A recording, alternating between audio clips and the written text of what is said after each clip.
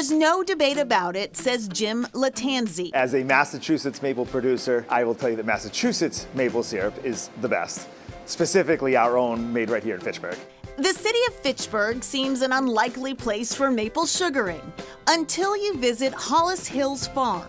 These 100 acres spell sweet success for Latanzi, who owns the farm. The way you grow an apple hasn't changed much in the last 50 years. Maple is really kind of a neat and evolving industry because advances in the technology make us way more efficient. Efficiency comes with fancy names: a reverse osmosis machine, a gasification evaporator.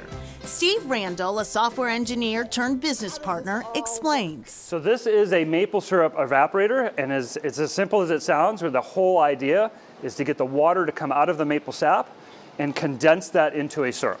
It takes about an hour. This will tell us exactly how much sugar is in the liquid. It's called a hydrometer. You'll know the exact density, and then you'll know if you're actually at syrup, a little thicker than syrup, or a little bit less. The result, a greener, cleaner way to make maple syrup at Hollis Hills. 90,000 gallons of it in 2019. We're able to make a lot of maple syrup on a very small amount of wood and energy. And the more, the better, says Latanzi. It's a better sugar for you. It's a natural sugar. It's a vegetable. We're going to claim it's a vegetable. It comes from a tree, and so it's either a fruit or a vegetable. It's healthy. Call it an excuse to indulge. What are we doing here? We're making sugar on snow, which is maple syrup. We boil it farther to about 240 degrees. We take that hot syrup and pour it out on the cold snow. As it cools, it makes a taffy. You roll it up on a popsicle stick and enjoy. I totally did this as a school-aged kid, didn't I? It's something you probably won't ever forget. An even bigger hit with visitors, fluffy, flavorful maple cotton candy spun from this retro machine. Sweet, sugary goodness right here. So much better than the pink stuff.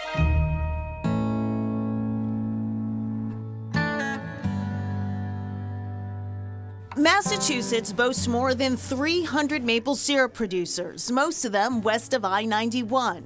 The town of Rutland in Worcester County is home to Sap Castle, a small sugarer hoping to expand. We produce about 100 gallons of syrup a year. We distribute to local farmers markets. We sell a lot of syrup right out of the sugar house here. John Williams lives on his family homestead, which includes his grandfather's former dairy farm. A sculptor and carpenter by trade, Williams rebuilt the family's rustic sugar house in 2012. I love the kind of alchemy of it, of taking this beautiful product out of the woods and turning it into something that's, delicious. Sugaring also involves land stewardship, making sure these deep woods stay healthy. We don't overtap trees, try to be conscious of where the tap holes are on the tree, look for any damaged branches. From late January to March, a mix of freezing and warming weather creates the right formula for sap to flow. Once it's tapped and collected, sap must be boiled quickly before it spoils. You're just taking the sap that comes directly out of the trees. It looks like water. It's normally 2% sugar, thereabouts. And you're just boiling that down. Normally it's around 40 gallons to 1 gallon of syrup. So you're boiling off that 39 gallons of water and you're left with the syrup. When it's time to boil, Williams is often in a rush. Friends and family help, including Williams' wife Lauren and their son Samson. Good job, buddy. Every year, Sap Castle produces syrup of varying colors and grades, each tasting distinct. It actually has to do with microbes in the sap, and what those microbes do, they're eating the sucrose in the sap, and they're changing it into other sugars, and those other sugars are what will actually caramelize in the evaporation process and change the grades. Early in the season means lighter colors and more delicate flavors. There's actually natural occurring vanillins, so you're getting kind of a nice light, almost vanilla flavor. And then as the season goes on and it gets a little richer, you're getting more of that, unique maple flavor. That darker, more robust syrup only became popular with consumers in recent decades, says Williams. It's hard to choose a favorite flavor, even for a maple connoisseur.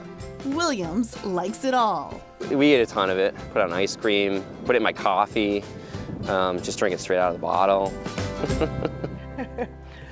And John Williams of Sap Castle says he's actually gotten a state grant to buy new sugaring equipment. Yeah, and he and his family are also raising money to start a farm on their property with the hope of educating the public and young farmers about food justice, stability, and sustainable agriculture. Got a lot going on there. It does. Up next, mobilizing to help on the front line.